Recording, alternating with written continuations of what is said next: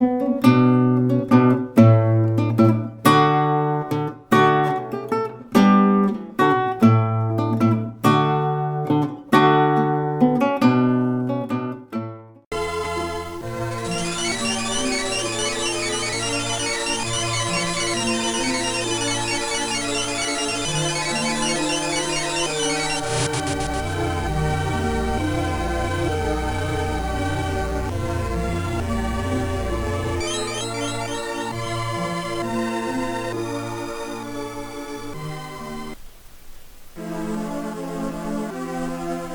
she's become the tree,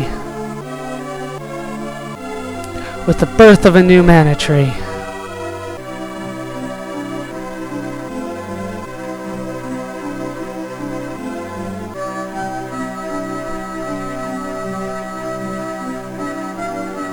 The world dawned anew.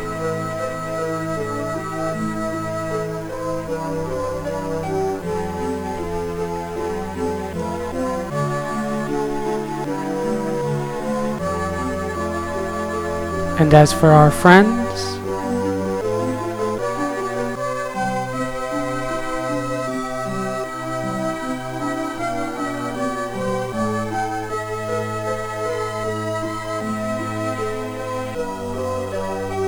none would ever forget.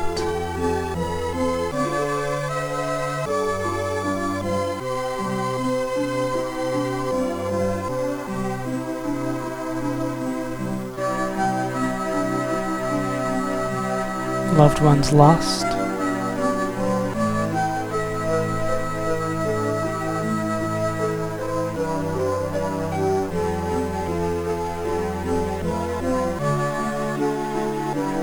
Times gone by, and the battle for mana.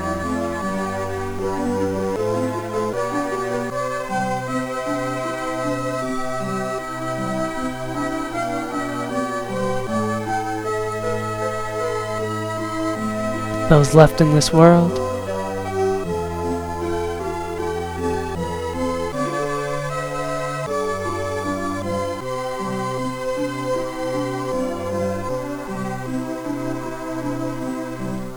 lived life fully, each on their chosen path.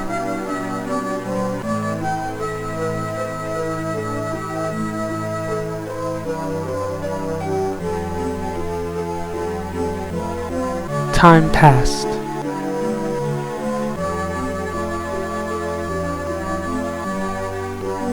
Friends moved on.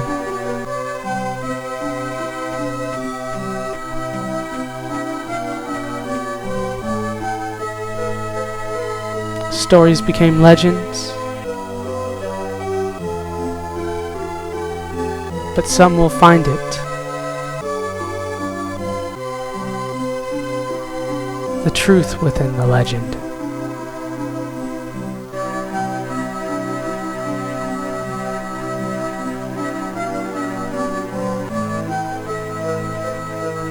The story of the light of hope passed on through Misa and Loki.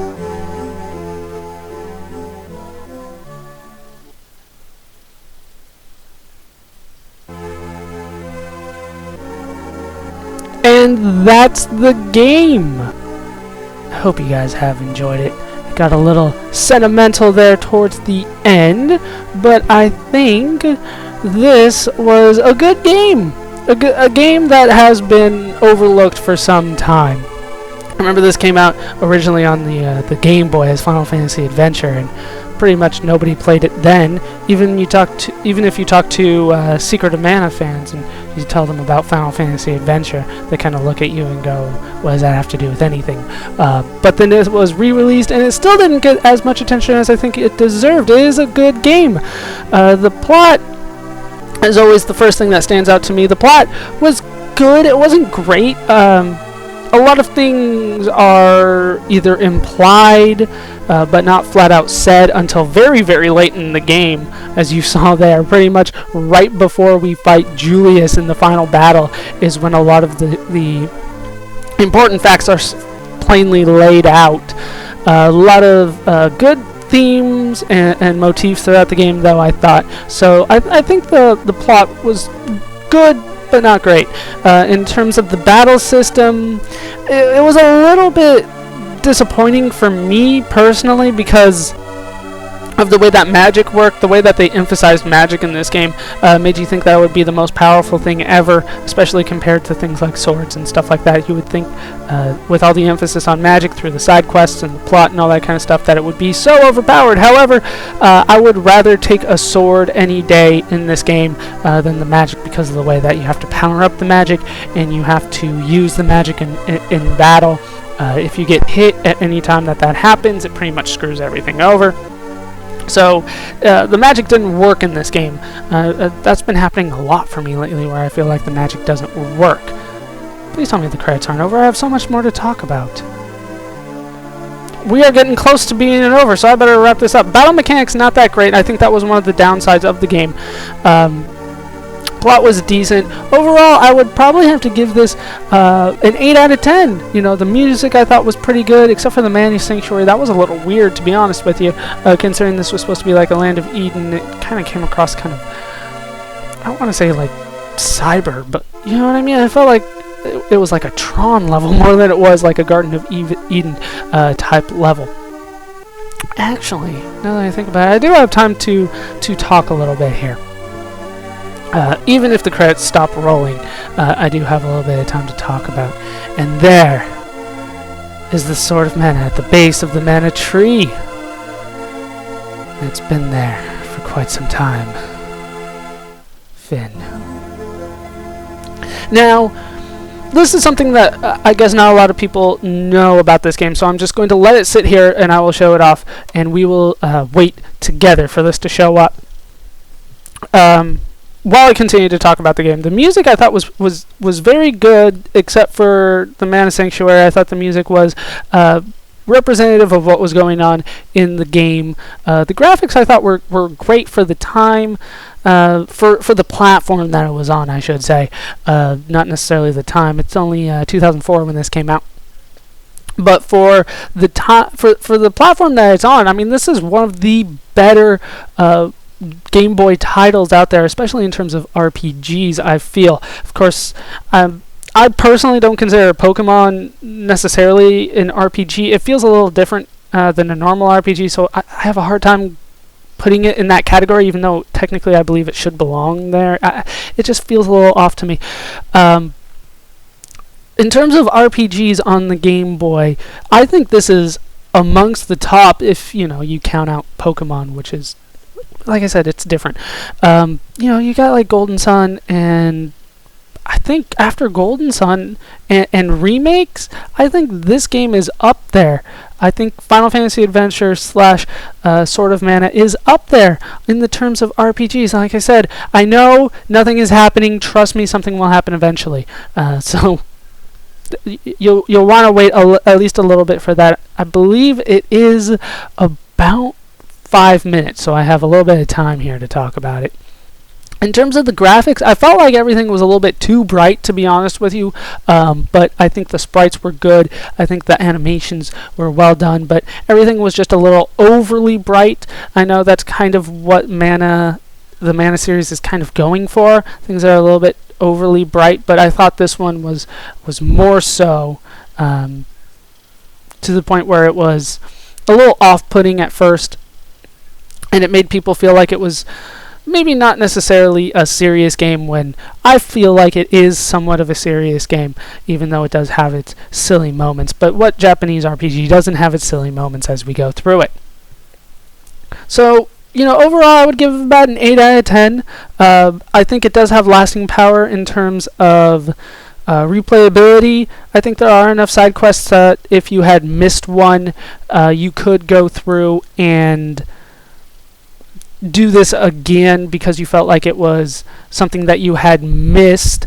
However, when it came to the side quests that required an insane amount of level grinding, I mean, that's not something that makes me want to go back and play the game. For instance, getting the black enemies for every single kind of enemy, you know, killing 1,000 of a single kind of enemy just so that they can be upgraded, so that you can get better equipment off of them. That's not something that I am particularly fond of doing, let alone trying to find people with the game so I can trade a list with them and somehow get them to attack in my game and give me power-up items.